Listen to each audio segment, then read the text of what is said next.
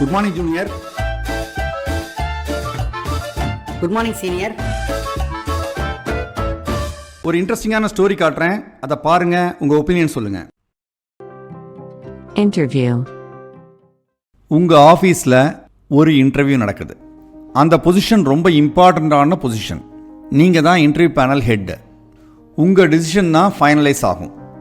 8 பேரையும் வரிசையாக இன்டர்வியூ பண்ணுறீங்க. இன்டர்வியூ முடிஞ்ச பிறகு பேனல் உட்காந்து டிஸ்கஸ் பண்ணுது. அதில் ஒரு கேண்டிடேட்டை ஃபைனலைஸ் பண்ணுறீங்க, திறமையான கேண்டிடேட்.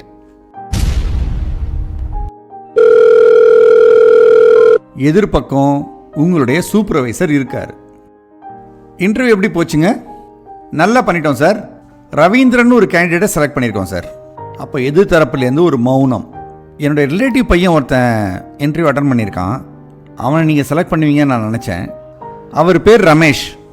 உங்கள் லிஸ்ட்டில் திறமை அடிப்படையில் அவர் 3ஆவதாக இருக்கார். இப்போது நீங்கள் என்ன பண்ணுவீங்க?